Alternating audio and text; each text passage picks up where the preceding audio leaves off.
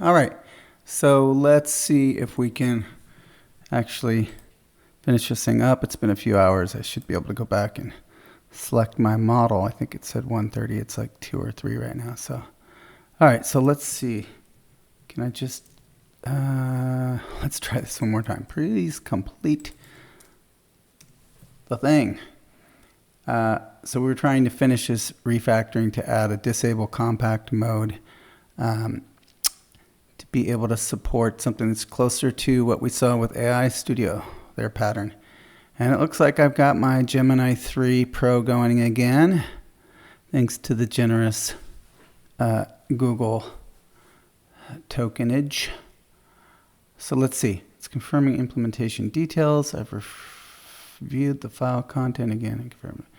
So it's trying to do this thing. It's working off this refactor plan.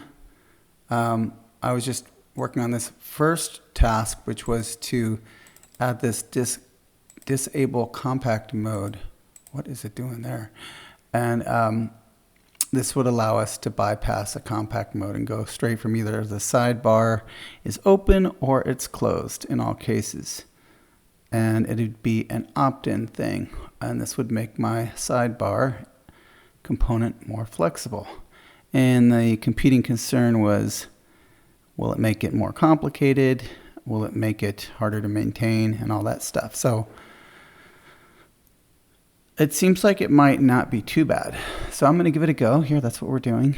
And what is it? Oh, it's building the library. So it's actually somewhere I've given it a spec for how to build the library. And I usually run lint, type check, test, build, and pack creates a tarball. So let's see, it looks like that's working. Let's go over here. If it's building, it must have actually completed the story. Okay, here we go. Yeah, this was in red. You can see we had weird backslashes and stuff. So this looks like this might be complete. I'm not going to accept the changes though till I go run it. Theoretically, it's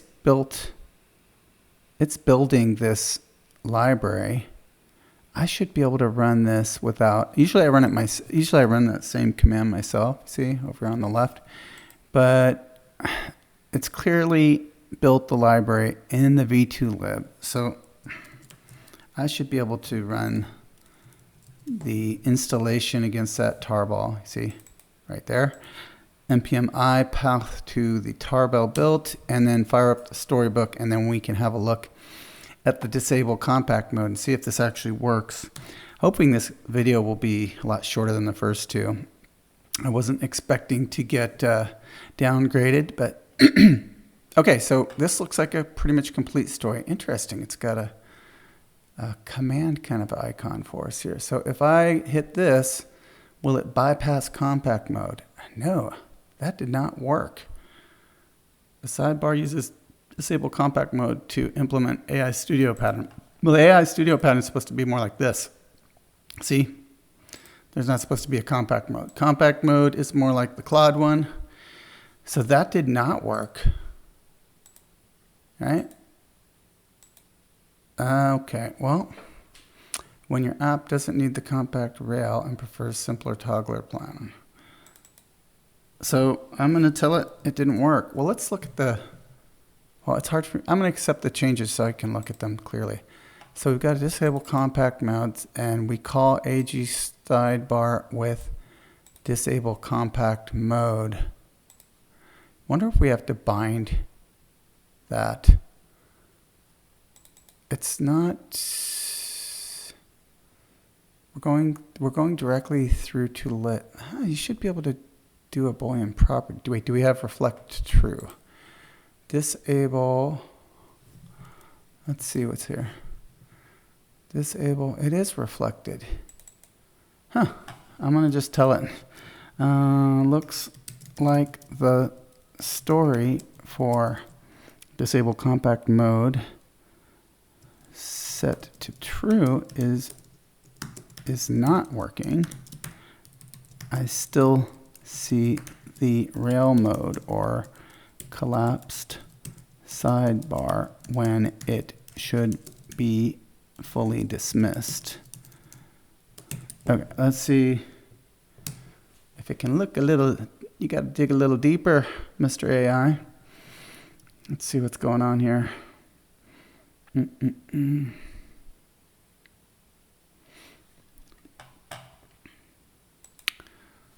going to look at this while it's doing its thing. Disable compact mode.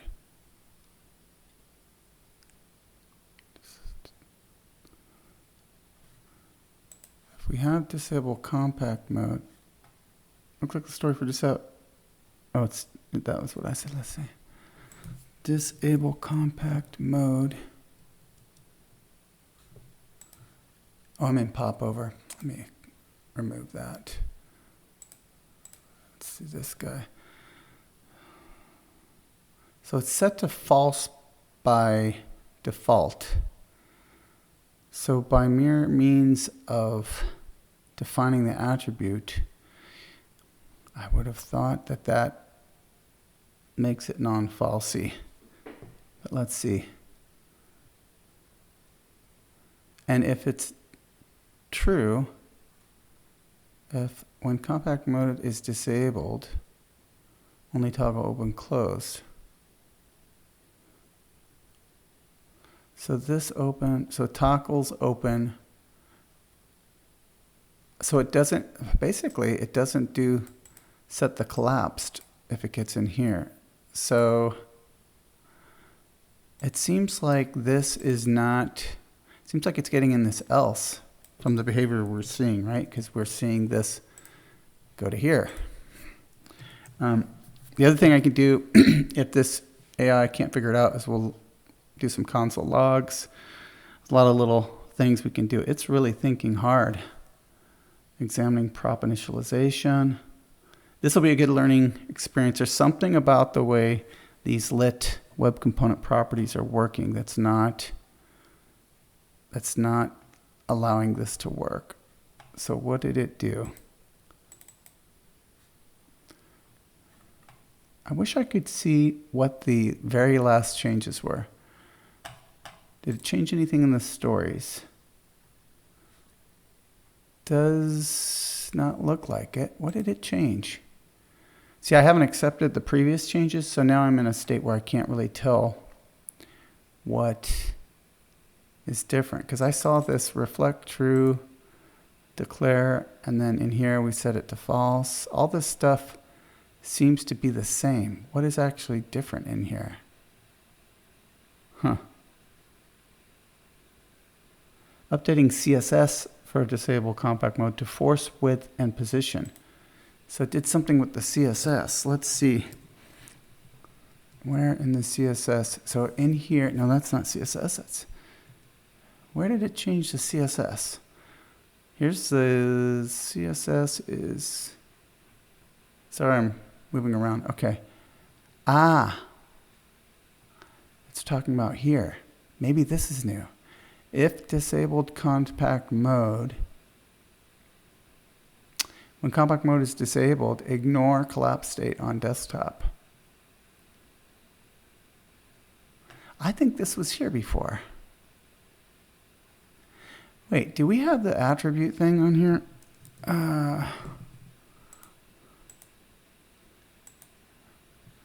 We do. Attribute disable compact mode. Let's see what it says. I fixed the issue with disable compact mode. The problem, the CSS specificity for host collapse was conflicting with host disable compact mode, causing the rail mode collapse width to persist even when compact mode was disabled. Let me see. Let me see. So we should be able to find that. So if I click this, they are saying somewhere, where's that fix thing?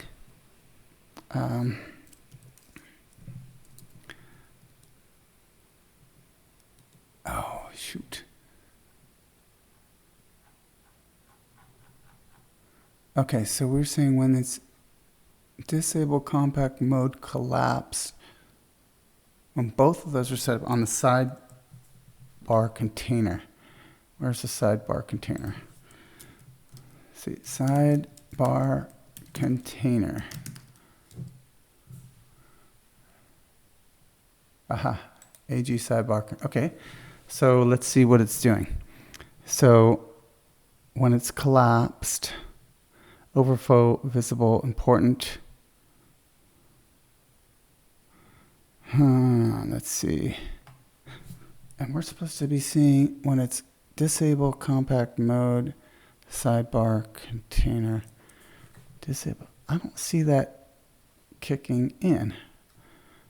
AG sidebar collapse. That's in there. Oh, wow. Aha. Aha, aha, aha, aha. You see, it removes the remove the hyphens. Let's give, so now we're coaching AI. So I'm going to say, I just had a look in console dev tools and see it removes hyphens. So, and then I'm going to give it this whole attribute. Actually, it isn't supposed to do that. So what's doing that? So that means in here, disable compact mode. Something is setting that attribute. Is it the case that I always get a little confused? I'm still learning the lit ways of properties, but I'm wondering if there's a deal where you're supposed to call it with the camel case, and then from lit to web components, it converts it to attributes. Let me ask, is it the case that when HTML attributes are to hit lit, I don't know how to say this, hopefully hit lit, then lit converts to a web component, it uses the camel case, then converts to hyphenated. And then I'm going to just give it this thing. I ask because, one, it's defined like this, and two, the result is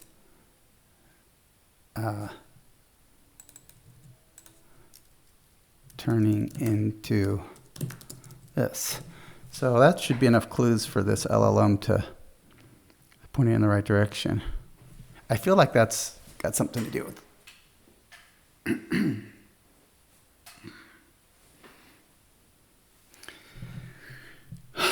let's see. Yeah, I feel like that's supposed to be camel case. Let's see. I keep reading that. I swear I'm reading the lit docs. I'm reading web components. I'm trying, and I keep having to relearn how this stuff learns, probably because I'm trying to do a lot of things at once. I'm also dealing with figuring out how Vue and React convert. Well, React's automatic because we have lit React, but with Vue, trying to remember how those get converted when you have a consumer that calls a Vue component, and then the Vue component calls lit, and then lit creates a web component. Like, there's certain ways you have to do it idiomatically to get the result you want. Did it say any? It didn't have any response to my prompt. It's just doing stuff. Did it? I don't think it. Maybe it already figured it out. Okay, I fixed the issue with disabled account. The problem CSS specificity was conflicting. That's not what I was observing. This ensures that even if this was not getting written. It was without spaces. So it feels to me like it's one of those things where it's got to finish its cycle of action before it considers my prompt. I could have maybe stopped it, but I feel like I'll just let it continue through. Sorry guys, this isn't really like I'm trying to err on the side of spontaneity and a real coding session here, and definitely not a slide deck lesson ready lecture kind of thing. This is you're in the weeds with me debugging. So hopefully folks don't find this too boring. Okay, let's see. I fixed the issue with disable compact mode in the Storybook example. The problem, you were correct. In the Storybook template, I was using disable compact mode camel case as a static attribute. HTML attributes are case insensitive, so the browser converted it to disable compact mode. However, the component and CSS were expecting disable compact mode with hyphens, kebab case. The fix, I was in the right arena, but I was wrong. I thought that maybe, wait, wasn't it doing? I thought it was doing kebab case. Oh, no, you know what?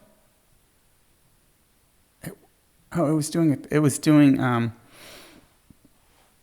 it was doing camel case. So it's the other way around. Yeah, it's got the diff right in front of me. I don't know what I'm talking about.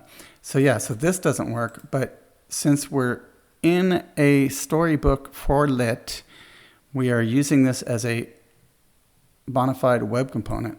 Yes, of course, you have to do kebab case. Okay, so I at least found the arena where the vicinity of the bug, and then it helped me.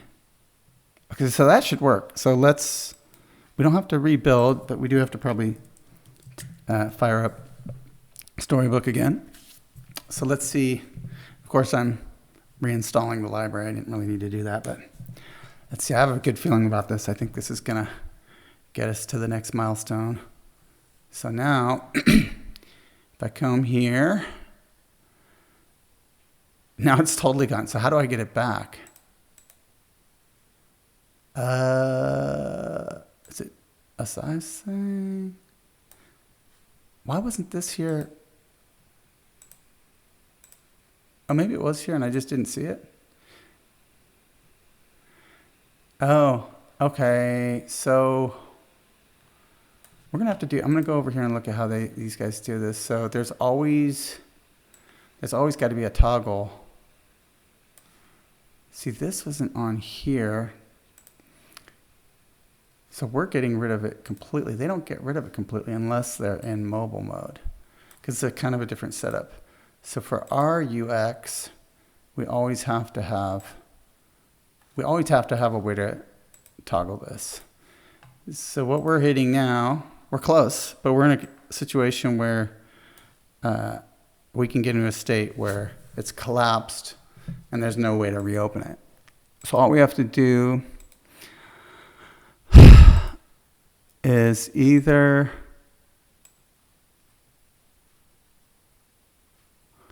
we have to always have a floating toggle button, because we're closer to this guy. That's right. I was looking at the wrong one. So this guy's always got to have a floating, right? There's no way, no place where we've closed the sidebar where there's not a floating toggle. So we have to do the same in this case.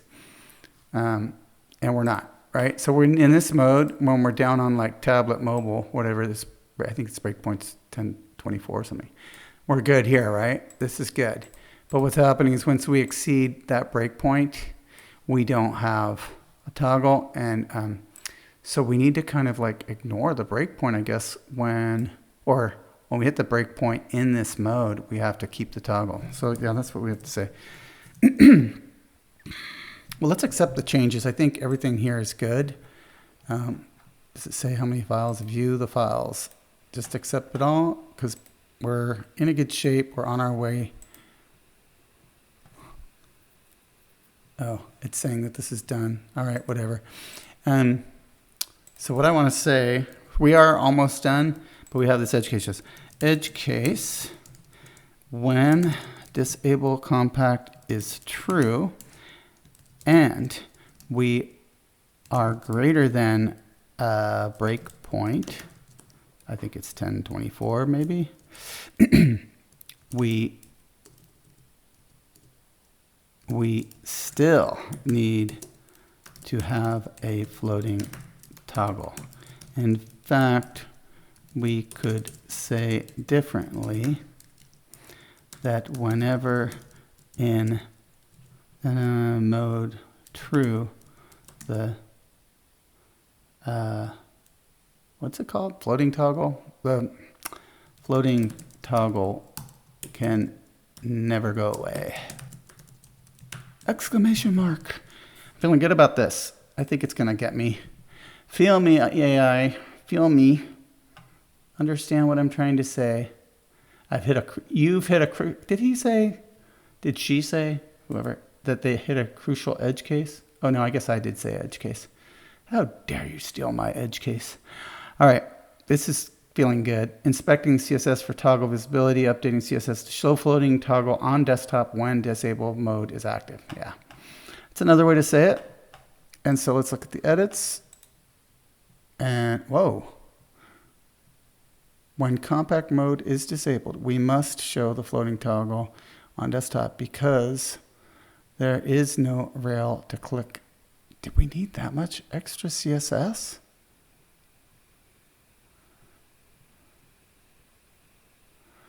I'm confused why we'd need that much CSS. It's like redoing this whole thing here. Display flex fixed, display flex fixed. Justify content center.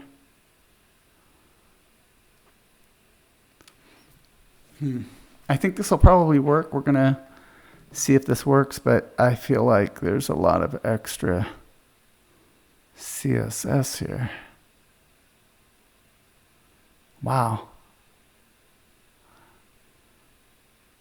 When compact mode is disabled, we must show the floating toggle on the desktop because there's no rail to click.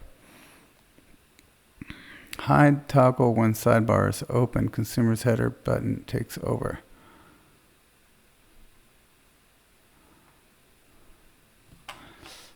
I fixed the edge case you identified. The issue when disabled compact mode is true, the sidebar completely hides instead of collapsing to a rail.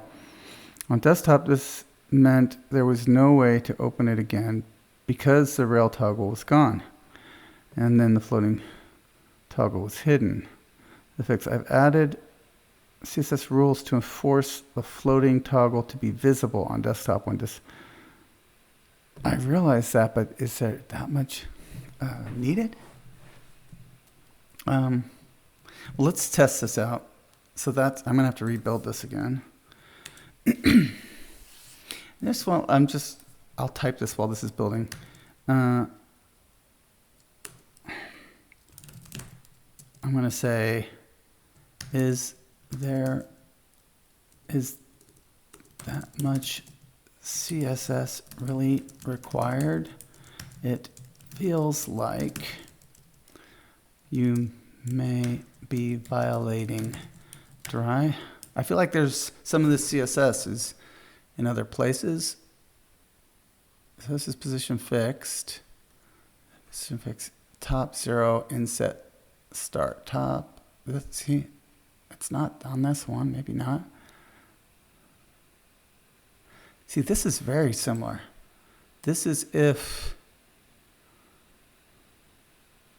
what is this? This is for the breakpoint for the sidebar container. Toggle button left. And then over here,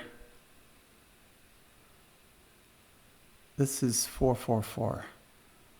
This looks very similar. I'm going to say, I see a lot, here, let me get this going while we're doing this. I see a lot of similar CSS in 2+ places, e.g. is quite similar to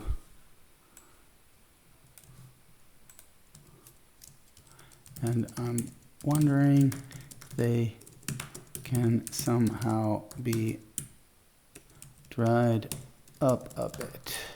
But let's test this first without removing duplication.